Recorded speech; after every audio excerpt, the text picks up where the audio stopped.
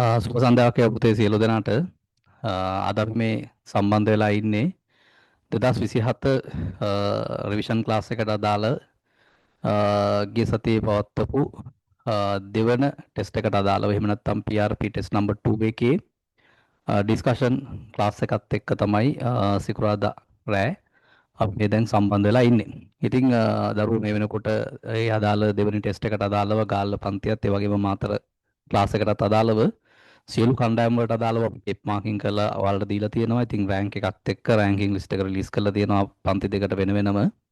එතකොට මේ දැන් දරුවෝ දන්නවා ඇති වැඩේ යන විදිය. ඉතින් මේ ක්ලාස් එකට සම්බන්ධ වෙන ඕන දරුවෙක්ට තමන් ලියපු පේපර් එකේ ටෙප් මාකින් එකට අදාළව මාකින් ස්කීම් එක ඊට පස්සේ ගත්තාම අපේ පැනල් එකකින් පේපර් එක බලලා රෑන්ක් එකත් එක්ක ඔයාලට ලබා දෙනවා. ඉතින් අපි මේ කරගෙන යන්නේ ඒ අපි සම්බන්ධ වෙලා ඔයාලා ලියපු පේපර් එක ගුරුවරයා විසින් ඩිස්කස් කරලා දෙන්න ඕනේ. ඉතින් ඒ ඩිස්කෂන් ක්ලාස් එක තමයි මේ අවුරුදු රිවිෂන් එකේ අලුත් මංගේ විදියට හැම සිකුරාදාම රාත්‍රියේ මේ ඔයාලා වෙත ගෙනීමක් සිද්ධ කරන්නේ.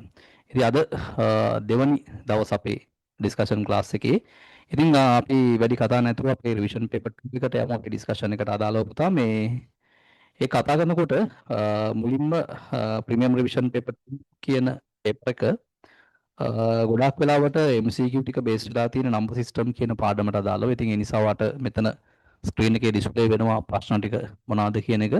අපි පළවෙනි ප්‍රශ්න කරලා බලමු පුතා. මේ මුලින්ම අහලා තියෙනවා මූලික අගුල් පිළිපලක්. ඒ කියන්නේ SR ෆ්ලිප් ෆ්ලොප් එකක් ගැන අහලා තියෙන්නේ. මේ SR ෆ්ලිප් ෆ්ලොප් එක සම්බන්ධයෙන් කුමන තාර්කික ద్వාර හා හරස් සම්බන්ධතාවයකින් තැනිය හැකිද කියලා අහලා තියෙනවා. ඉතින් ප්‍රධාන වශයෙන් තේරුම් කරගන්න මේ විශේෂයෙන්ම ෆ්ලිප් ෆ්ලොප් කියන සර්කිට් කතාව ඉතා වැදගත් එකක්. මොකද හේතුව ඔය ෆ්ලිප් ෆ්ලොප් එකේ කතාව කතා කරනකොට දරුවෝ දැනගන්න ඕන තීරි කාරණාවක් තමයි පිළිපොළ පරිපත කියලා කියන්නේ අනුක්‍රමික පරිපත විශේෂයක්. විශේෂයෙන්ම අනුක්‍රමික පරිපත අපි සාකච්ඡා කිරීම සිද්ධ කරන්නේ ලොජික් ගේට් පාඩමේ අවසානයේට ප්‍රතිපෝෂණ ලූප අර්ථ දැක්වීමක් අපි කරනවා පුතා. ඒ ප්‍රතිපෝෂණ ලූපයක් කියලා කියන්නේ ප්‍රධාන වශයෙන් ගත්තොත් අර යම්කිසි ආකාරයක මෙමරි යුනිට් එකක්. හරි මෙමරි යුනිට් එකක් අන්තර්ගත වෙච්ච ඒ වගේම තමන්ගේ ප්‍රතිදාන ධාරාව නැවත දිගින් දිගටම සර්කිට් එකට ආදානය වෙමින් යම්කිසි ආකාරයක මෙමරි එකක් තියාගෙන වැඩ කරන සර්කිට් එකක් තමයි ප්‍රතිපෝෂණ ලූපයක් කියලා කියන්නේ. ඒතර මෙමරි යුනිට් එක ගැන මුලින්ම සංකල්පීය අදහස ඉදිරිපත් කරන්න ඕන ඔය කියන ප්‍රතිපෝෂණ ලූපය. ඉතින් ප්‍රතිපෝෂණ ලූපය කියන concept එක ඉම්ප්ලිමන්ට් කරලා තියෙන සර්කිට් විශේෂය තමයි අනුක්‍රමික පරිපත කියලා අපි කතා කරන්නේ. අනුක්‍රමික පරිපත වලින් පිළිපොළ පරිපත ගත්තට පස්සේ වගේ සිලබස් එකේ තියෙන SR ෆ්ලිප් ෆ්ලොප් එක උතාලා දන්නවා ඇති. නැන් ద్వාර විතරක් පාවිච්චි කරලා හදපු පිළිපොළ පරිපතයක් තියෙනවා.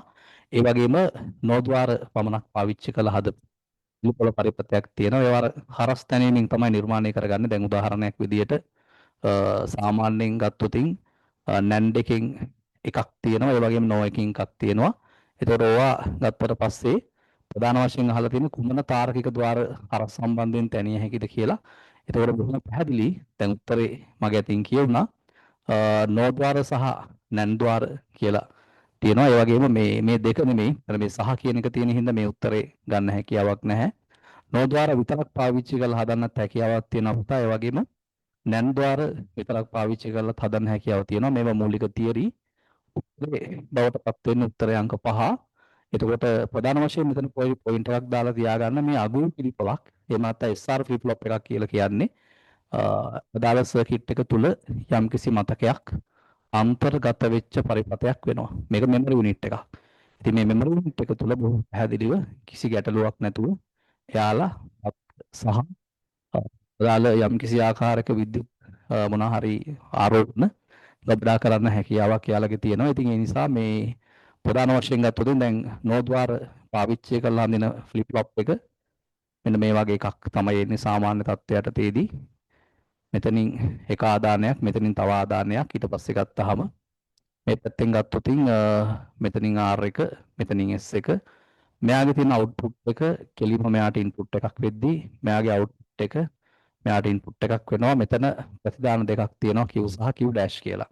ඒතකොට තාර්කික ద్వාර හරස් සම්බන්ධයෙන් කියන එක අදහස් තමයි මෙන්න මේක තමයි ඔය කියන හරස් සම්බන්ධය. ඒ වගේම මේ නැන් ద్వාර වල සර්කිට් එක ගත්තොත් නැන් ద్వාර විතරක් පාවිච්චි කරලා අදාළ හරස් සම්බන්ධතාවයෙන් ඕක හදන්න හැකියාවක් තියෙනවා. කවුරු හරි දන්නේ නැති දරුවෙක් ඉන්නවා නේද? දරුවට මේ වෙලාවෙම වැඩි ඉගෙන ගන්නත් පුළුවන්. මේක S එක මේක R එක තියෙනවා. ඊට පස්සේ මේකේ අවුට්පුට් එක තමයි මේකේ ඉන්පුට් එක වෙන්නේ. ඒක තමයි සාමාන්‍යයෙන් අපි අර ප්‍රතිපක්ෂණ රූපයේ සංකල්පය. මේක Q එක, මේක Q dash එක අන්තර්ගත කර ගැනීමක් තමයි සාමාන්‍යයෙන් සිද්ධ කරලා තියෙනවා. ඉතින් එතකොට මේ දෙක තමයි ඔය නැන්ද්වාර සහ නෝද්වාර පාවිච්චි කරලා හදන S සහ R වර්ගයේ පිළිපල පරිපත වෙන්නේ. කවුරුහරි දරුවෙක්ට පුළුවන් මෙතනදී මේ උත්තරේ දා ගන්නවට අමතරව මේ දෙකක් චුට්ටක් දාලා තියාගන්න ෂොට් නෝට් එකක් විදිහට. එතකොට SR පිළිපල පරිපත සම්බන්ධයෙන් යම්කිසි අවබෝධයක් යම්කිසි පරිපත සටහන සම්බන්ධයෙන් සංකල්පීය අවබෝධයක් දරවන්න ලබන්න හැකියාවක් තියෙනවා. ඒතර උත්තරේ වෙන උත්තරේ අංක 5. ඊට පස්සේ අහලා දෙනවා ඍණ 6 කියන සංඛ්‍යාවේ දෙක යන පූරකයේ කුමක්ද කියලා. ඉතින් ඒක බොහොම පහසු ප්‍රශ්නයක් පුතා. මොකද ඕනෑම අවස්ථාවකදී ගිය සතියේ පෙපර් ඩිස්කෂන් ක්ලාස් එකේදී අනුපූරක නැවත සරලව මතක් කිරීමක් කරා පළවෙනි MCQ ටිකේ අපිට මුණ ගැහිලා. ඒ නිසා අද මම නැවත ඒක මතක් කරන්න යන්නේ නැහැ. ඍණ 6ට බොහොම පැහැදිලිව අනුපූරකයක් ක්‍රියාත්මක වෙනවා. ඍණ 6 කියන සංඛ්‍යාව. ඔක්කොටම කලින් බලලා සිද්ධ වෙනවා ධන 6 කියන සංඛ්‍යාව බිට් 8කින් ලියා ගන්න. 6 ලියවෙන්නේ මේ විදිහට. ඉස්සරහට 5ක් එන්න වෙනවා බිට් 8 සම්පූර්ණ කරන්න. දෙක අනුපූරකයේ අහලා තියෙන හින්දා මුලින්ම ඍණ 6 එක අනුපූරකයේ සොයා ගන්න මේ එක බිඳු ටික මාරු කරන්න හැකියාවක් තියෙනවා. මාරු කළා අවසානයේට දෙක අනුපූරකයක් සොයන නිසා එකක් එකතු කරන්න. එතනින් බිඳුවයි, එතනින් 1යි, බිඳුවයි, 1.5ක් කියලා පිළිතුරක් ලැබීමක් සිද්ධ වෙනවා. ඉතින් ඔයාලට බලන්න පුළුවන් මේ ටික කොහෙද තියෙන්නේ කියලා.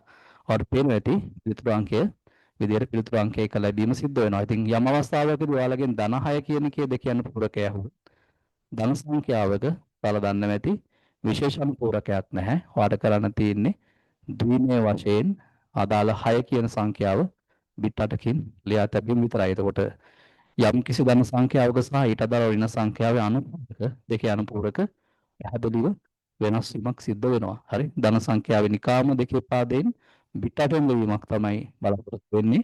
හැබැයි ඍණ සංඛ්‍යාවට විශේෂිත අනුපූරකයක් තියෙනවා. මොකද අනුපූරක අර්ථ දැක්වීම සිද්ධ කරන්න පුතා ඍණාගයන් සඳහා වෙනවා. ඒ නිසා ඒක හරි වැදගත්. ඔයාලට හැකියාවක් තියෙනවා ඒක පොඩි ෂෝට් නෝට් එකක් දාලා තියාගන්න. තුන්වෙනි එකේ අහලා තියෙන්නේ මෙන්න මේ දෙකේ පාදයේ සංඛ්‍යාවක් දීලා තියෙනවා. MCQ වලට අදාළ කෙටි ක්‍රමයෙන් හදන්න හැකියාවක් තියෙනවා. තුල්‍ය දශම සංඛ්‍යාව වන්නේ කියලා. ඒතකොට දරුවෙක්ට හැකියාවක් තියෙනවා මේට අදාළ බර සාධකවල සංඛ්‍යාත්මක අගය මෙතෙන්ට දාගෙන ගියොත් මේ විදිහට ඔයාට හදන්න පහසුවෙන් පුළුවන්. එතකොට මෙතන මේ එක තියෙන අයවට විතරයි අපි සාමාන්‍යයෙන් ඔය සංඛ්‍යාත්මක අගය එකතු කරන්නේ. බිඳුව තියෙන බලපෑමක් නැහැ. 32ට 7ක් එන්නේ. 32යි 4යි 36යි 39යි කියලා පිළිතුර වෙන්නේ. පිළිතුරු අංකය 2. වෙන උත්තරය අංක 2. ඊට පස්සේ තවත් ඊටම සරල සංඛ්‍යාත්මක ගණනය කිරීමක් පුතා දාලා තියෙනවා. ඒ වගේම මෙතනදී බලන්න උත්තරේ සියල්ල තියෙන 10 පාදයෙන්. ඉතින් පුතාලට සිද්ධ වෙනවා මේ සංඛ්‍යාත්මක එකතු කිරීම කුමන හෝ ඔයාලා දන්න පාදයකින් කරලා එන උත්තරේ 10 පාදයට පරිවර්තනය කරන්න වෙනවා. හරි. ඒ නිසා මම කැමති විශේෂයෙන්ම මේ ඔය තියෙන සංඛ්‍යාව ගත්තට පස්සේ මුලින්ම ඉස්සෙල්ලා 16 පාදයෙන් උත්තරයක් අරගෙන ඉන්න මම try එකක් දෙනවා. එහෙම නැත්නම් 8 පාදයෙන් ගන්නත් පුළුවන්. ඊටම පහසුවෙන් අපි ගමු ඕනනම් 101 කියන සංඛ්‍යාවේ 16 පාදයක ඉස්සෙල්ලා 8 පාදයට පරිවර්තනය කරගමු. 8 පාදයට පරිවර්තනය ගත්තට පස්සේ සාමාන්‍යයෙන් 16 පාදයක 8ට එකපාරට පරිවර්තනය කරන්න බෑ. අපිට ලියන්න සිද්ධ වෙනවා මේක බිට් 4කින්. මෙතනින් බිංදු 4යි. ඊට පස්සේ මෙතන බිංදු 3යි එකක් එනවා. 8 පාදයේ පරිවර්තනය පැහැදිලිව හරි මේ විදිහ ටිකක් ලොකු එකක් එන්නේ. මෙතනින් බිංදුවයි 4යි බිංදුවයි 1යි. එතකොට එන්නේ 110යි 8 පාදයට හොඳට බලාගෙන පුතාලා 401යි 8 පාදේ එකතු කරන්න. හරි මෙතනින් එනවා 1යි. මෙතනින් එනවා 1යි. මෙතනින් එනවා 1ක් 511යි 8 පාදේ කියලා එන්නේ. 511 8 පාදේ කියන සංඛ්‍යාව 10 පාදයට පරිවර්තනය කරනවා. මොකද පුතාලට පේනවා ඇති සියලුම පිළිතුරු තුනක් 10 පාදෙන්. ඒ නිසා පුතාලට පුළුවන් බර සාධක ගන්න 8.81 8.2 මෙතන 8.2 කියන්නේ 64යි 64ව 5ක් කියලා කියන්නේ 60ව 5ක් 300යි.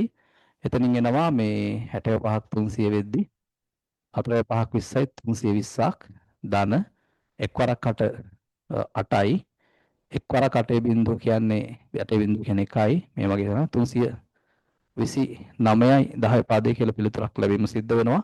පිළිතුර නිවැරදි.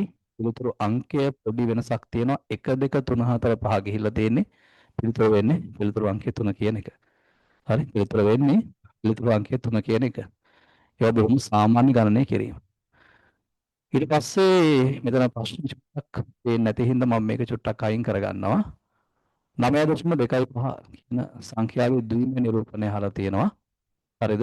9.25 සියලු ගණනය කිරීම මම මෙතන කරනවා පුතා. මොකද දරුවට මොනවා හරි ගණනය කිරීමක් අත්‍යවශ්‍ය වුණොත් කියලා. 9.25 හරි. මේක 10 පාදෙන්නේ. මේකට අක් ගාලා ගන්න පුළුවන් අපිට දෙකේ පාදයෙන් ඔන්න ඕක තමයි 9 කියලා කියන්නේ. ඒ වලට තේරෙන්න ඕන 0.25 අරගෙන හරවන්න තියෙන පාදේ විච දෙකෙන් වැඩි කරාම 0.5 බිඳුවක් එනවා. මේක බිඳුව වෙලා නැති හින්දා නැවත අරගෙන ගුණ කිරීමක් සිද්ධ කරනවා. මෙතනින් එනවා 1.0.0 කියලා. මෙතනින් එහාට අපි ගාන හදන්නේ නැහැ. උත්තරේ සරල උත්තරයක් විදියට 0.1 පාදේ කියලා පිළිතුරක් එනවා. නමුත් ඔයාලට පේනවා ඇති මෙතනදී හේතුව තියලා තියෙන්නේ ඉස්සරහා බිඳු ටිකක් එක්ක දශම ස්ථාන 8කින් තියලා තියෙන්නේ. එහෙනම් මෙන්න මේ වගේ එකක් තමයි බලාපොරොත්තු වෙන්නේ. ඒතරට පේනවා ඇති මේ පිළිතුර තමයි පිළිතුරු අංකය 2 කියන එකේ තියෙන්නේ. ඒතර පස්වෙනි MCQ එකට උත්තරය වෙන්නේ උත්තරය අංක 2. හරිද?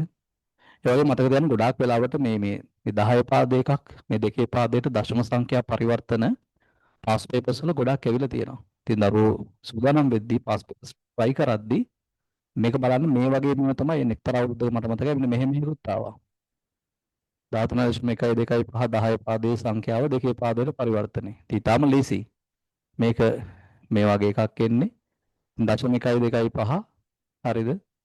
දෙකෙන් වැඩි කරන්න 0.2.5 බිඳුවයි හරි 0.2.5 බිඳුව දෙකෙන් වැඩි කරන්න 0.5 බිඳුවයි 0.5 බිඳුව දෙකෙන් වැඩි කරන්න 0.0.0.0යි අවසාන උත්තරේ හරි 1.1.1 දශම මේවා සාමාන්‍යයෙන් ලියන්නේ ඉහළ ඉඳලා පල්ලෙහාට ඒ නිසා අවසාන පිළිතුර 0.1යි දෙකේ පාදේ කියලා ගන්න හැකියාවක් තියෙනවා මේකත් පහස් පේපර්ස් උත්තරයක් පාස් පේපර්ස් එකට අදාළ පාස් පේපර් එකට අදාළව මට මතකයි මොකක් හරි මේ ළඟ අවුරුද්දක 2023 මෙහා අවුරුද්දක 13.1 2 5 10 පාදේ දෙකේ පාදයට පරිවර්තනය කරන්න තිබ්බා.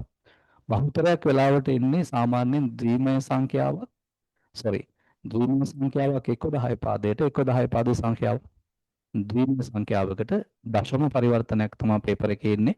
ඒ නිසා ඒවට සූදානම් වෙන්න ඕන උත්තරේ වෙන උත්තරය අංක 2. ඊළඟට අහලා දෙනවා මේ සංඛ්‍යාවේ තියෙන MSD සහ LSD යගයන්. ඉතින් ඔයාලා දන්නවා යම් කිසි සංඛ්‍යාවක most significant digit එක වෙන්නේ සංඛ්‍යාත්මක අගයේ වැඩිම අගය. ඒ සංඛ්‍යාත්මක අගයේ වැඩිම අගය බිඳුව වෙන්න බෑ. බිඳුව නොවන සංඛ්‍යාත්මක අගයේ වැඩිම අගය තමයි MSD වෙන්නේ. ඒ වගේම LSD බවට පත් වෙන්නේ අවසානයේට සංඛ්‍යාත්මක අගයේ අඩුම අගය බවට පත් වෙනවා. ඒතර අහලා තියෙන්නේ මෙන්න මේ සංඛ්‍යාව 0.02යි ඒ 7යි 5යි බිඳුව කියන එක ඉතින් බොහොම පැහැදිලිව තේරුම් කරගන්න බිඳුව කොහොමදවත් MSD වෙන්න බැරි හින්දා MSD වෙන්නේ මෙන්න මේ දෙක කියන එක.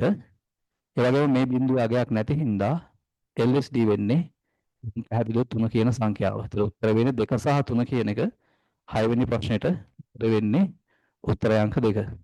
යම් අවස්ථාවක මෙහෙම තිබ්බනම් හරි අපි ගමු මෙහෙම එකක්. උදාහරණයක් විදියට 320 වගේ සංඛ්‍යාවක් තිබිලා ඔයාගෙන් MSD සහ LSD ඇහුවොත් හරි හොඳට බලාගෙන ඉන්න. එතනදී MSD කියන එක 3 වෙනකොට LSD වෙන්නේ මතක තියාගන්න මේ බිඳුව දෙක නෙමෙයි ඊට හේතුව මෙතනදී බිඳුවට සංඛ්‍යාත්මක අගයක් තියෙනවා. සංඛ්‍යාත්මක අගයක් තියෙන අවම අගය ගන්න පුළුවන් අගය තමයි පුතා LSD කියන්නේ. සංඛ්‍යාත්මක අගයේ උඩරිම ස්ථානීයගේ උඩරිම බිඳුව නොවන පළමු සංඛ්‍යාව තමයි MSD කියලා කියන්නේ. තම සරල ප්‍රශ්න උත්තරේ වෙන උත්තරය අංක 2. ඊළඟ අහලා දෙනවා මෙන්න මේක එකතු කිරීමට තුල්්‍ය අගය කුමක්ද කියලා උත්තර දෙනකොට 8 පාදෙන් 3ක් දීලා තියෙනවා. 16 පාදෙන් 2ක් හින්දා රිස්ක් එකක් ගන්න අවශ්‍ය නැහැ. ඉස්සර 8 පාද එකතු කිරීම කරලා බලන්න. හරිද? 8 පාද එකතු කිරීම කරලා බලන්න. මෙතනින් එනවා 8ක්. ලියන්න බෑ 1යි ඉතිරි බිඳුවයි. මෙතන බිඳුව ලියලා මෙතෙන් දෙකක් දානවා 4යි 9යි. 9 කියලා කියන්නේ ආයි ලියන්න බෑ 1යි ඉතිරි එකක්. එක මෙතනින් ලියලා උත්තරේ 710 8 පාදේ කියලා අගයක් ඇවිල්ලා තියෙනවා මේ ඉන්නේ උත්තරේ. උත්තරේ වෙන උත්තරය අංක 2. හරි? හැම ගානක්ම හදාගෙන යන්න. ඊට පස්සේ අහලා දෙනවා බිටු 8 දෙකේ අනුපූරකයක් ලෙස පවතින මෙන්න මේ සංඛ්‍යාව. ගිය සතියේ ඩිස්කෂන් එක තුල මේ වගේ ගාණක් අපි හදලා තියෙනවා. සංඛ්‍යාවේ දශමගය මොකද්ද කියලා අහනවා. බලන්න ඉස්සෙල්ලම දෙකේ අනුපූරකගේ හැවිලා තියෙන කතාව ගත්තට පස්සේ එයාගේ පළවෙනි බිට් එක සයින් බිට් එක තියෙන්නේ. සයින් බිට් එක තියෙනවා කියන්නේ නියත වශයෙන් සංඛ්‍යාව ඍණයි. මේක බිඳුව තිබ්බම කෙලින්ම මේක 10 පාදයේ දෙකේ පාදයට හරව දෙකේ පාදයේ 10 පාදයට හරවලා උත්තරය ගන්න පුළුවන්. හැබැයි ඔයාලට පේනවා ඇති මේ සයින් බිට් එක නිසා නියත වශයෙන් තියෙන සංඛ්‍යාව මේ උත්තර හොයලා තියෙන ඍණ සංඛ්‍යාවක් තියලා. එහෙනම් අපිට සිද්ධ වෙනවා මේකේ ඍණ සංඛ්‍යාව ඉඳලා මේ අනුපූරකයේ දෙකේ අනුපූරකයේ පරිවර්තනය කරපු විදිහේ අනු කරලා මේක දාලා අගය නිර්මාණය කරගන්න. ඉතින් මුලවෙනි ස්ටෙප් එක විදිහට සිද්ධ වෙනවා මට එකක් අඩු කරන්න. මොකද ඒකතු කරන එක තමයි අඩු කරන්නේ. මෙතනින් අඩු කරන්න බෑ. මේ පැත්තෙන් එන්නේ දෙකක්. දෙකෙන් එකක් 1යි.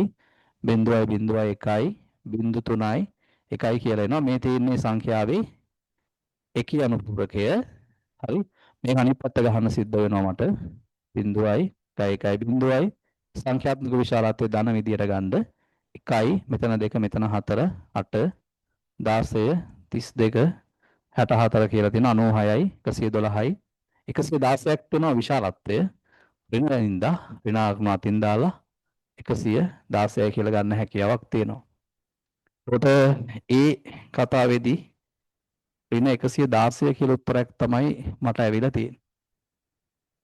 ඍණ 116 කියලා උත්තරයක් නම් මෙතන නැහැ.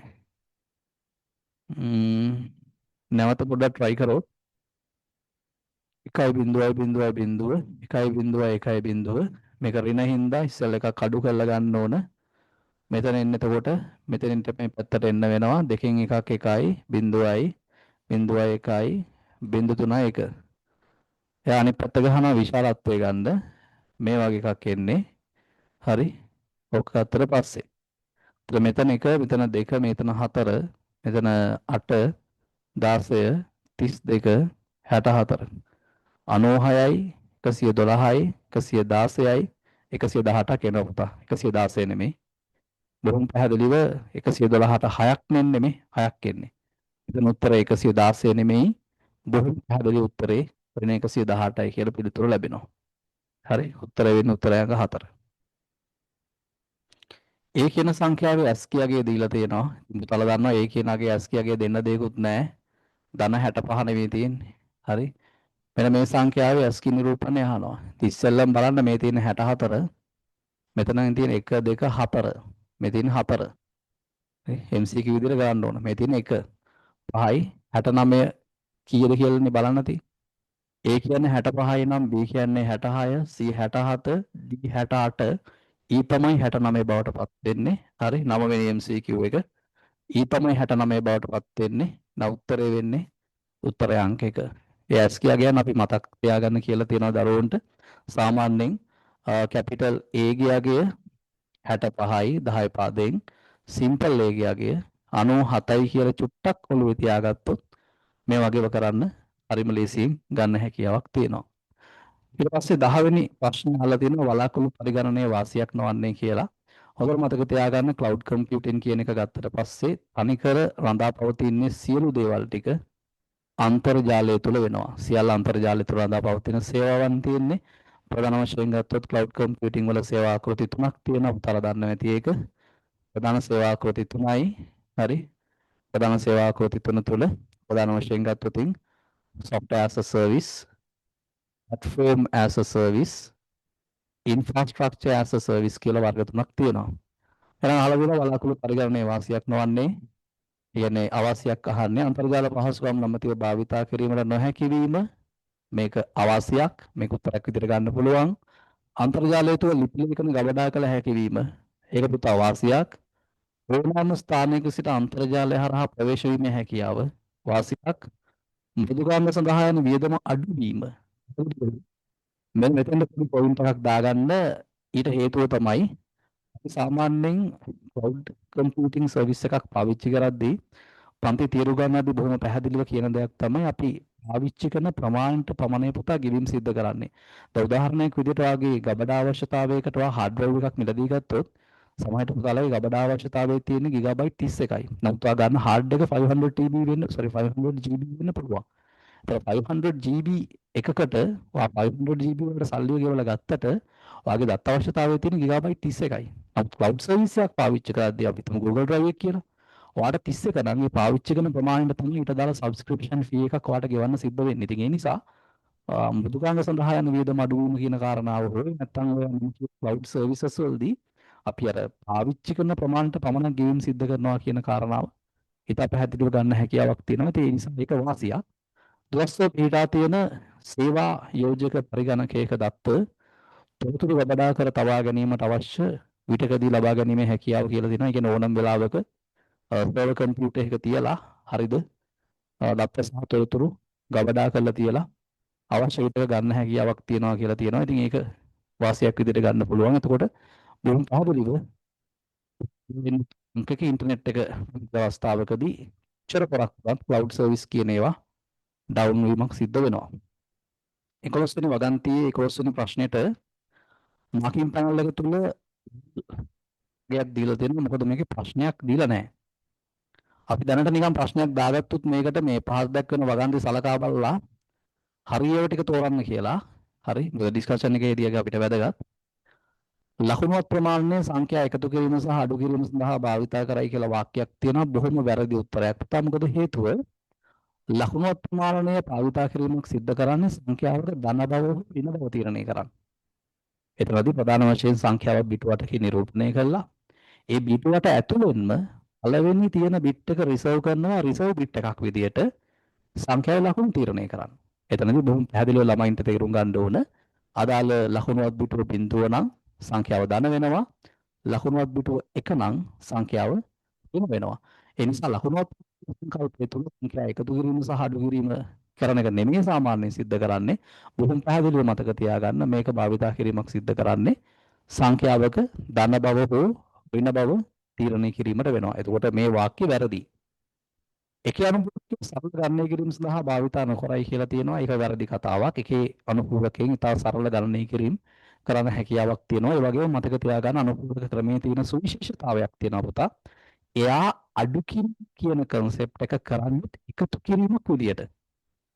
එකතු කිරීම කියන එකත් එකතු කිරීමක් විදියට කරන ගමන් අනුපූරක සංකල්පයේදී අඩු කිරීම කරනොත් එකතු කිරීමක් වගේ නිසා අන්තර්ව අඩු කිරීම ඉන් කරන්න logic gates භාවිතා කරන්න අවශ්‍යතාවයක් වෙන්නේ නැහැ. එතකොට අර processor එක design කරද්දී ඔයාගේ designing cost එක, ඔයාගේ structural changes කරන්න යන cost එක, අලුතෙන් circuit part එකක් implement කරන්න යන cost එක අඩුවීමක් සිද්ධ කරගන්න හැකියාවක් තියෙනවා. ඒක හරි වැදගත්. හරි. ඊට පස්සේ දෙනවා දෙකියන කරමින් සංඛ්‍යා ආශ්‍රිත ගණනය කිරීම සිද්ධ කරයිලු. ඒක නිවැරදි. මේ වගන්තිකින් හරි මොකද්ද කියලා ඇහුවොතින් හරිද? උත්තරේ සිම්පමින් තමයි එන්නේ. නමුත් පුතාලගේ පේපර් එක තුල මාකින් පැනල් එක ඩිසයිඩ් කරලා තිබ්බා මේකට ඕල් එකක් දෙන්න. ඊට හේතුව ප්‍රශ්න දීලා නැහැ. මොකද හදිසියෙන් හරි මේකෙන් වැරදි මොනවද කියලා ඇහුවොත් වැරදි තියෙනවා දෙකක් තියෙනවා A සහ B කියලා තියෙනවනේ මෙතනද උත්තරයක්. වැරදි මොනවද කියලා ඇහුවොත් A සහ B පමණයි. හරි මොනවද කියලා ඇහුවොත් C පමණයි. ඒ නිසා මේකට ඕල් එකක් දීලා තියෙනවා. මුත් ඔයා වැඩි හරියට දැනගන්න. හරි. ඊට පස්සේ 27යි 10 පාදයට තුල්ල ද්විමය සංඛ්‍යාව ඊටාම සරල එකක්. 27 කියන සංඛ්‍යාව ගත්තොත් කිටි ක්‍රමේ දාන්නත් පුළුවන් නැත්නම් දෙකෙන් බෙදලා ගන්න 16 8යි 24යි මෙන්න මේක තමයි 27 කියලා කියන්නේ. ඉතින් මෙතන තියෙන සංඛ්‍යා වලින් ගත්තොත් 27 කියන සංඛ්‍යාවට තුල්ලේ දශමයේ සංඛ්‍යාව. ඒ උත්තරේ බවට පත් වෙන්නේ මෙන්න මේක ඉස්සරහට බිඳුවක් දාලා තියෙනවා. 12 වෙනි එකට උත්තරය අංක 3. බුටුවටේ දෙක යන පූර කාගණනයෙන් මෙන්න මේක විසඳුවාම ලැබෙන උත්තර මොකක්ද කියලා අහනවා. ඍණ 33 ධන ඍණ 40 කියන කාරණාව වෙන්න ඕන. ආගමෙන් ලැබෙන පිළිතුර කියලා කියන්නේ මේ දෙක එකතු කරාම ලැබෙන්නේ මොකක්ද කියලා තමයි ඔය අහලා තියෙන්නේ. එතකොට ඔයාලට සිද්ධ වෙනවා මෙන්න මේක හදද්දී විශේෂයෙන්ම ධන 33 හොයාගෙන ඉන්න. ධන 33 කියන්නේ 32ට එකක් 16 නෑ 8 නෑ 4 නෑ 2 නෑ 1 තියෙනවා. ඉස්සරහට බිංදු 2යි. එතනින් ඍණ 33 හොයත හැකි දෙක යන පූරකයෙන් මේක අනිත් පැත්ත ගහන්න වෙනවා. ගහලා එකක් එකතු කරන්න වෙනවා 1 1 1 1 1 බිංදුවයි 1 1. ඔය තියෙන ඍණ 33. ඊට පස්සේ 40 හොයන්න වෙනවා. ධන 40 සොයන්න වෙනවා පුතාලට.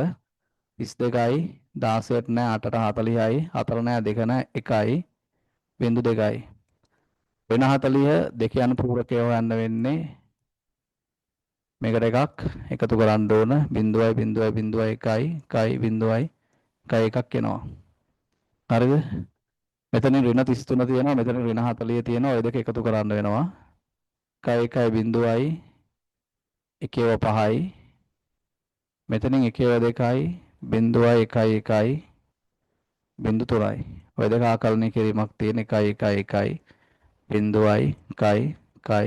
0යි මේ පැත්තට එකක් යනවා මේක දෙක යනු පූරකය නිසා ඔයා දන්නවා නොසලකා හරිනවා ආගමන ප්‍රතිඵලය වෙන්නේ මෙන්න මේක 1.1යි 1.1යි 3ක් උත්තර වෙන්නේ 4 13 4 සම්පූර්ණ ගානක් හදන්න තියෙනවා ඒකේ 13 4 දෙල්ලව සත්‍යතාවගේ නිරූපණය කරන ద్వාරය මොකක්ද කියලා අහනවා මේකේ 14 ගත්තොතින් මේකේ කරලා තියෙන්නේ මේකේ බිඳුවයි මේක 1යි මේකම ආයක වෙලා තියෙනවා ආසන්න වශයෙන් ඉතින් XOR ගහන්න වෙන්නේ නමුත් මේකේ මේ හරිනම් මේ තව එකක් බිඳුව වෙන්න ඕනේ මෙයාත් බිඳුව වෙලා මේක එක මේක බිඳුව වුණා නම් හරියට හරි මොකද මේ තියෙන්නේ තර කලින් එකමයි ඔයාලට පේනවා ඇති මේ දෙන්න එකයි මේ කමරන් තියෙන්නේ මේ සමාන ආදාන බිඳුව වෙලා තියෙනවා ආසන්න උත්තර XOR හරි 15 මේකට තුල දශම සංඛ්‍යාව හරිම ලේසි හරි බොහොම කෙටි MCQ තියෙන පේපර් එකක් 1 2 4 8 16 32 48යි 52යි 54 කියලා පිළිතුරක් ලැබෙනවා. උත්තරය අංක 3. ඊට පස්සේ අහලා තියෙනවා මෙන්න මෙහෙම 16 කියන ප්‍රශ්නයක්. හරි. බුලියන් නීති සුළු කිරීම. හරි. කවුරු හරි දරුවෙක් බුලියන් නීති සුළු කිරීම දන්නේ නැති දරුවෙක් ඉන්නවා නම් මේ වැඩේ කරගෙන යන අතරතුර අපි ICT with Nuance YouTube channel එකට ගිහිල්ලා හරිද? ඒක live tab එකේ තියෙනවා logic gate discussion එකක් 2018 ඉඳලා 2024 දක්වා සියලු pass papers. ඒකේ පළවෙනි වීඩියෝස් කීපේ චුට්ටක් බලන්න පුතා තියරිත් එක්ක හරිද? මට මතක විදිහට පළවෙනි වීඩියෝ එකේදීම සියලුම බූලියානු නීති ටික විසඳීමක් සිද්ධ කරලා තියෙනවා. හරි? ඒ නිසා දන්නේ නැති දරුවෙක්ට මුලින් ඉඳලා සම්පූර්ණ තියරි ටික කරගන්න හැකියාවක් අපි ලබා දීලා තියෙනවා. බලමු මේක කරලා අපි මොකක් වගේ එකක් ඒද කියලා. ඔහොම එකක් එන්නේ. මෙතනින් B bar A bar B bar එකක් තියෙනවා. ඉතින් දැක ගමන් කියත හැකි මෙන්න මේ ගුණිතය තුල මේ B bar දෙකක් තියාගන්න අවශ්‍ය නැහැ අපිට. මොකද හේතුව අර තදේභාවී නීතියෙන් බොහෝ පැහැදිලිව එකක් ඉවත් කරගන්න හැකියාවක් තියෙනවා. ඉතින් ඒ නිසා මම ඒක ඉවත් කළා ආදේශ නීතිය දාලා මේ පද දෙක මාරු කරලම ලියනවා. මොකද MCQ ක්‍රමයට නේ කරන්නේ. ඊට පස්සේ ඕනනම් අපිට හැකියාවක් තියෙනවා. හරිද?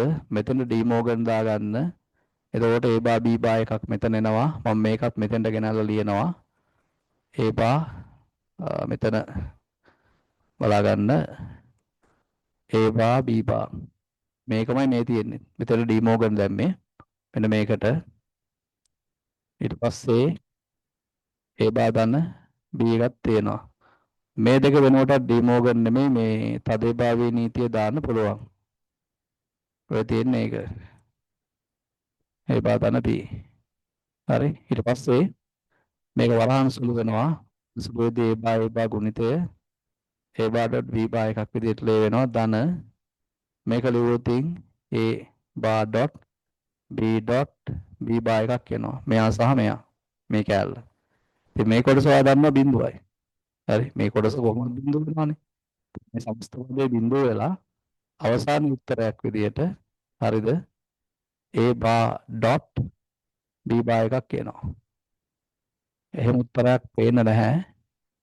එක්ක මේක තියෙන්න ඕන නැත්නම් මේක ඩීමෝගන් විලෝමෙන් හේදන බීගේ බා එකක් තියෙන්න ඕන. එහෙම උත්තරයකුත් පේන තෙක් මානෙක නැහැ. කොහොමද මා කියන්නේ කෝකට ඕල් එකක් දීලා තියෙනවා. උත්තරයක් නැති නිසා ඕල් එකක් දෙන්නේ. නමුත් කවුරු දරුවෙක් සුළු කිරීම කරනවා නම් එක්ක ඒ දරුවට මෙන්න මේ පිළිතුර එන්න ඕන. ඩිමෝගන් විලෝමය දාලා සුළු කිරීමෙන් උත්තරයක් ගන්නවා නම් කවුරු හරි දරුවෙක් මෙන්න මේ උත්තරේ දරුවන්ට ඇවිල්ලා තියෙන්න ඕන. මම හිතන්නේ ගොඩක් වෙලාවට මෙන්න මේකෙදි මෙන්න මේ බායක මිස්වීමක් තමයි වෙලා තියෙන්නේ. මේක තිබ්බනම් වැඩේ කොට. එහෙම නැත්නම් මෙන්න මේක තිබ්බත් ඒත් කොට. හරි. ඒක තමයි සුළු කිරීම. හරි. විවරණ ලියා ගන්න කට්ටිය අනිවාර්යෙන් විවරණේ පුතේ ලියා ගන්න. කී ඊට පස්සේ 17 වෙනි ප්‍රශ්නය දෙක අනුපූරක තමයි අහලා තියෙන දෙන්නාගේ.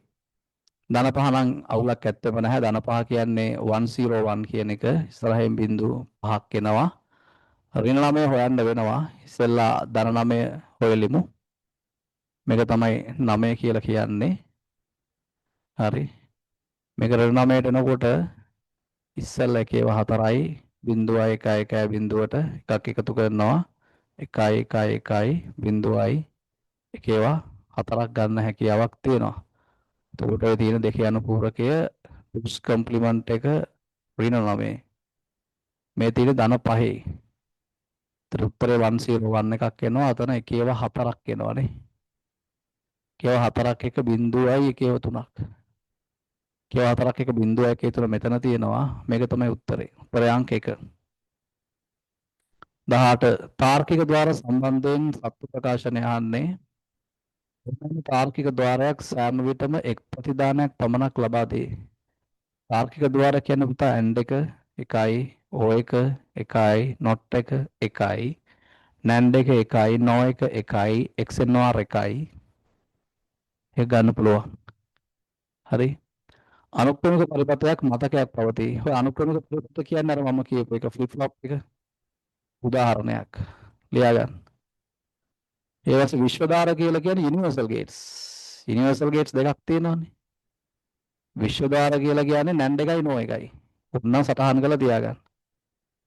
ඔය සර්වත්‍ර දාර කියලා කියන්නේ තෝකම තමයි. මේවට කියන සිංහල වචනය තව එකක් සර්වත්‍ර ద్వාර. කොමෙකයි ලාභදායී වන අතර පරිපත නිර්මාණය පහසු කරයි. නිවැරදි.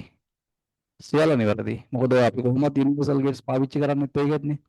සාර ద్వාරයක තියෙන විශේෂත්වය තමයි NAND ద్వාරය පමණක් පාවිච්චි කරලා AND එක OR එක NOT එක කියන ප්‍රතිඵල ලබා ගැනීමේ හැකියාවක් තියෙනවා. ඒ වගේම NOR එක විතරක් පාවිච්චි කරලා AND එක OR එක NOT එක ප්‍රතිඵල ලබා ගැනීමේ හැකියාවක් තියෙනවා. ඉතින් එතනින් වෙලා තියෙන්නේ විශේෂයෙන්ම මෙන්න මේ පරිපත නිර්මාණය පහසු කිරීම වෙනවා. පරිපත නිර්මාණය පහසු කිරීම වෙනවා. එතකොට එන්නේ මෙතන පැහැදිලිව නිවැරදි උත්තරේ ABC සියල්ල කියන එක. හරි ABC සියල්ල කියන එක. ඊට පස්සේ නිකඩක් පිටුවටක නිරූපණය කරයි නම් 45 දෙක අනුපූරකයේ කීයද? ධන 45 නේ පුතා. ධන 45 කියන්නේ විශේෂ අනුපූරක නැහැ 32යි 16 8 40යි 44යි 45යි. ඉස්සරහින් බිංදු දෙකයි. 1 බිංදුවයි 1 බිංදුවයි 1 2යි බිංදුවයි 1 මේ තියෙන ධන සංඛ්‍යාව. ඊළඟට තියෙන්නේ 30B 30B තුල ද්විම සංඛ්‍යාව. ඉතින් මේ එකක් බිට් 4ෙන් ලියන්න නැති. මොකද ඊට හේතුව 16 පාදය 2 පාදය අතර 4 කැලක සම්බන්ධයක් තියෙන. 0.4 නම් ලියන්න ඕන 11 මේක. මෙයා අයින් කළ මේ ටිකෙන් අරගෙන තියෙන්නේ. බලන්න කියලා උත්තරේ එන්නේ කියලා. උත්තරේ බොහොම පැහැදිලිව උත්තරාංක එක ගන්න හැකියාවක් තියෙනවා. ඒක තමයි සරල MCQ ටිකක්. විශේෂයෙන්ම නම්බර් සිස්ටම් සහ ලොජික් ගේට් බේස් කරගෙන අහපු. ඉතින් දරුවන්ට ඊටාම පහසුවෙන් ලකුණු ගන්න අවස්ථාවක් තිබිච්ච පේපර් එකක් විශේෂයෙන්ම MCQ පේපර් එක. ඉතින් අඩුපාඩු තියෙනවා නම් ඒ අඩුපාඩු වෙලා ඇත්තේ තමන්ගේ අත්තරදීම් හින්දා. ඒතර පුළුවන් තරම් MCQ කරද්දී අර අපි සාමාන්‍යයෙන් පන්තිවලදී දැන් ඉස්සරහට මේ ඩිස්කෂන් ක්ලාස් වලදී MCQ වලටම අදාළ කෙටි ක්‍රම ටික, කෙටි භාවිතයන් ටික දරුවන්ට ප්‍රැක්ටිස් කරනවා මේ ඩිස්කෂන් ක්ලාස් තුලින්. ඒ වගේ විශේෂ MCQ පන්තියක් අපිට කොහොමත් ඉස්සරහට එන්න තියෙනවා. ඒ සියල්ල තුලින් MCQ එක ස්ථාවර කරගන්න. මොකද හේතුව පුතා MCQ පේපර් එකට ලකුණු 50ක්, කිලින්ම ගෙඩි පිටින් 50ක්, පේපරකින් භාගයක්. ඉතින් ඔයා හරියට ස්කෝර් කරගත්තොත් ලොකු ලීඩ් එකක් තියලා සෙකන්ඩ් පේපර් එක ගොඩ දාගත්තොත් ඔයාට හොඳ ක්වොලිටි එකක් ගන්න හැකියාවක් තියෙනවා. ඒ නිසා MCQ පේපර් එකේ මේ හැමදාම ඩේලි පේපර්ස් වල තියෙන MCQ 20 25 30 ඉස්සරහට ඔක 40 50 දක්වා වර්ධනය වෙනවා පේපර් සෙක්ෂන් එකෙන් සෙක්ෂන් එක පුතා ඉස්සරහට යද්දි. ඉතින් එතනදී තව MCQ අමාරු වෙනවා, තව MCQ සංකීර්ණ වෙනවා. ඒ නිසා මේ දවස්වල MCQ පේපර්ස් ගැන ලොකු අවධානයක් දීලා මහන්සි වෙලා වැඩ ටික කරලා තියරි ටික ස්ටේබල් කරගෙන MCQ එකේ ලකුණු 20න් 18ක් 19ක් ගන්න ලෙවල් එකට හදා ගන්න වෙනවා. පේපර්ස් වල වැරදි හදා ගන්නවා කියන්නේ පේපර් ලියද්දී ඒක එහෙම නැතුව ලියන්නම් වාලේ පේපර් 150ක් ලියුවත් ඒක තීරණයක් වෙන්නේ නැහැ. ඒ නිසා මේ ඩිස්කෂන් ක්ලාස් වලට දෙන ඒවායින් ඔයා තමන්ගේ අඩුපාඩු හදාගෙන ඉස්සරහට ඒ වැරදි අඩුපාඩු අවම කරගෙන වැඩ කරන්න හැකියාවක් ඇති කරගන්න ඕන. ඒ වගේම අර සබ්ජෙක්ට් එක මම හැමදාම කියනවා වගේ හොඳටම මතක් කරගන්න තියෙන විදිය, ඉක්මනටම මතක් කරගන්න තියෙන විදිය තමයි MCQ සෙට් එක කරන එක. ඒ නිසා MCQ එකට ලොකු අවධානයක් දෙන්න. ඕකේ. ඊළඟට අපිට තියෙන සෙකන්ඩ් පේපර් එක ඩිස්කෂන් එකක්. විශේෂයෙන්ම සෙකන්ඩ් පේපර් එකේ තියෙන හිතා වැදගත් කොටස් ටික තමයි සාකච්ඡා කරන්න තියෙන්නේ. ඉතින් මේකේ මුලින්ම අහලා තියෙන්නේ සෙකන්ඩ් පේපර් එකේ පළවෙනි ප්‍රශ්නේ 56.75 කියන සංඛ්‍යාව කියන්නේ 8 පාදයේ සංඛ්‍යාවක් 10 පාදයට පරිවර්තනයක් තියෙනවා ටිකක් සුළු කිරීමක් තියෙන සංඛ්‍යාවක්. ඉතින් මෙතනදී සුළු කිරීම කරන එක ඔයාලගේ වැඩක්. මම මෙතන ක්‍රමවේදය පුතාලට ස්කෙච් කරලා දෙන්නම්. මොකද නැත්තම් නිරපරාධ අපිට වෙලාව නාස්ති වීමක් සිද්ධ වෙන නිසා. ඉතින් 8 පාදයේ සාමාන්‍ය සංඛ්‍යාවක් 10 දෙකක් ඔයාලට මතක ඇති කොහොමද අපි මේ 10 පාදයට හරවන්නේ කියලා. ඒක කරන්නේ මෙයාලගේ බර සාධක වෙච්ච 8 බිඳුව 8 එක පාවිච්චි කරලා මේ පැත්තට එනකොට 8 ඍණ 1 8 ඍණ 2 කියලා භාවිතා වීමක් සිද්ධ වෙනවා. ඉතින් පුතාලට කරන්න තියෙන්නේ මේ තියෙන ස්ථානීය අගය මේ තියෙන මොහොනත් අගය අනුයාත බර සාධක වලින් ගුණ කරා. අනුයාත බර සාධක වලින් ගුණ කළා එකතු කිරීමක් තමයි තියෙන්නේ. අනිත් පැත්තේ ඍණයවත් එහෙමම තමයි. 4 වැඩි කිරීම 8 ඍණ 1 ධන 5 වැඩි කිරීම 8 ඍණ 2ක කතාවක් තියෙනවා. ඒ ටික සුළු කිරීම කරාට පස්සේ හරිද? ඊට මෙතනින් 40ක් එනවා. ධන මෙතනින් 6ක් එනවා. මෙතනින් 4 බෙදීම 8ක් එනකොට ධන බෙදීම 64ක් එනවා. මෙතනින් 37 බෙදීම 64ක් තමයි එන්නේ. මේ කොටස මෙතනින් 46ක් එනවා. 46යි දශම අවසන් පිළිතුර 5යි 7යි 8යි 1ක් වගේ පිළිතුරකට මේක සුළු වීම සිද්ධ වේවි. මෙතන තියෙන මේ සුළු කිරීම පාර්ට් එක පුතා ඒක නෙමේ වැඩේ. ඔයා මෙතනදී IT පාර්ට් එකේ දැනගන්න ඕන මේ ගාන සුළු කරන ක්‍රමවේදය. ඊට පස්සේ ආලා තියෙනවා 65 ධන ඍණ 15 බිතු වටේ දෙකයන් පූරකයක් මගින් සියලු පියවර සමගින් සුළු කරන්න කියලා තියෙනවා පුතා. මේ කොටස මම පෙප් ඩිස්කෂන් එකේ මේ වෙලාවේ කරන්න යන්නේ නැහැ. ඊට හේතුව දෙකයන් පූරක ගැටලු විසඳීම් දෙකයන් පූරක ගණන් හදන විදිය හරිද සියල්ල ගිය සතියේ පළවෙනි පේපර් ඩිස්කෂන් එක ඇතුලේ ඔයාලට සිද්ධ කරලා තියෙනවා. මොකද බොහොම සාමාන්‍ය ගාණක් දීලා තියෙන්නේ. මොකද මෙතන තියෙන ධන සංඛ්‍යාවක් මේක තියෙන ඍණ 15 කියන සංඛ්‍යාව. ඉතින් පිටුවටේ දෙකයන් පූරකයක් මගින් සුළු කරන්න තියෙන ඕනනම් අපිට වෙලාව තියෙන හින්දා ඕනනම් අපිට කරන්න පුළුවන්. ස්නාත් පේපර් එක හරිද බලා ගන්න. එසේ පාර්ට් එක පළවෙනි ක්වෙස්චන් එක දෙවෙනි අණු කොටස. ඔයාගෙන් අහන්නේ 65 ධන ඍණ 18 හරිද දෙකේ අනුපූරකය මගින් සුළු කරන්න. උස් කම්ප්ලිමන්ට්. ඒකට ඔයාලට පේනවා ඇති මේක ධන සංඛ්‍යාවක් තියෙන්නේ මේක ඍණ සංඛ්‍යාවක් තියෙන්නේ ධන 65ට විශේෂිත දෙකේ අනුපූරක නිරූපණයක් නැහැ. 64ට එකක් 32ට නැහැ 16ට නැහැ 8ට නැහැ 4ට නැහැ 2ට නැහැ 1යි මේක ධන 65 ඍණ 18ට තියෙනවා දෙකේ අනුපූරකයක් ඊට කලින් ධන 18 හොයලින්න ඕන 18 කියන්නේ 16යි 8ට නැහැ 4ට නැහැ 2ට තියෙනවා මේක තමයි 18 කියලා කියන්නේ බිංදු 3න් ධන 18යි ඍණ 18 දෙකේ අනුපූරකය ගන්නකොට මෙයාව අනිත් පැත්ත ගහලා මේකට එකක් එකතු කරන්න වෙනවා 0.1 1 1 0.1 එකේ උතුමක් ලැබෙනවා. එතකොට මේ තියෙන්නේ ධන 65 කියන එක මේ තියෙන්නේ ඍණ 18යි කියන එක. තියෙන්නේ අන්තිමට මේ දෙක එකතු කරන්න කවුරුහරි මේක කරලා නැත්නම් ඉතින් කරගන්න හැකියාවක් තියෙවි. ගාන සුළු කිරීම මම මේ කරන්නේ මට මාකින් එකේ මේක ලස්සනට හදලා ඇති. ඔයාලට තියෙන්නේ මේ දෙක එකතු කරන්නනේ. එක දන දෙකෙන්. හරි. කොට එනවා මෙතන 0.1යි 0.3යි 0.2කට මේ ඍණ 18 දෙක අනුපූරකයේ ස්වરૂප පිළිතුර එකතු කිරීම සිද්ධ වෙනවා. හරි. ඔය විදිහට එකතු කරනවා. 1 බිඳුවයි කියව 3ක් එනවා. බොහොම පැහැදිලි ඔන්න ඔය වගේ පිළිතුරක් ලැබීම සිද්ධ වෙලා තියෙනවා. හරි. එතකොට ධන 65 කියන සංඛ්‍යාව හරි. මෙතන මොකක් හෝ කොහේ හරි තැනක චූටි වැරද්දක් වෙලා තියෙනවා. දෙකේ අනුපූරක සුළු කිරීමක් නේ තියෙන්නේ. එතනින් 64යි 65යි 18 16ට දෙකක් ඒක හරි. අනිත් පැත්ත ගහද්දි බිඳුවයි කියව 2යි බිඳුවයි එකක් ඇවිල්ලා තියෙනවා. ඒකට එකක් එකතු කරාම බිඳුවයි එකයි මෙතනින් එකයි බිඳුවයි මෙතනින් ගත්තාම එකයි බිඳුවයි කියව 3ක් ඇවිල්ලා තියෙනවා. දැන් සුළු කිරීම කරන්න ගියාට පස්සේ එකයි මෙතනින් එකයි මෙතනින් එකයි මෙතනින් එකයි මෙතනින් බිඳුවයි මෙතනින් එකයි මෙතන තමයි වෙනද වෙලා තියෙන්නේ. මෙතන බිඳුවයි මේ පැත්තට යනවා. මේක නැවත බිඳුව වෙලා වැඩිපුර එකක් එනවා. අනිවාර්යයෙන්ම මේ වැඩිපුර එක එන්න ඕන.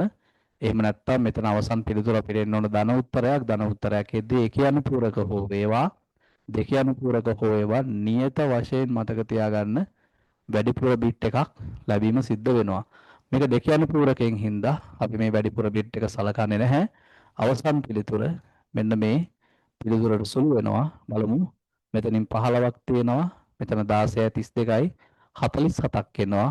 මෙන්න සයින් බිට් එක බිඳුවයි. ඒ නිසා මේක ධන විශාලත්වය ධන 47යි කියලා පිළිතුර ලැබීම සිද්ධ වෙනවා. හරි ස්ක්‍රීන් එක වාට ප්‍රොජෙක්ට් වෙයි. අවශ්‍ය කෙනෙක් ඉන්නවා නම් ඩිස්කෂන් එක ඇතුළේදී වාට ගාන හදා ගන්න හැකියාවක් උතා තියෙනවා. හරි චූටි අඩුපාඩු ටික හදා ගන්න. බොහොම පැහැදිලිව.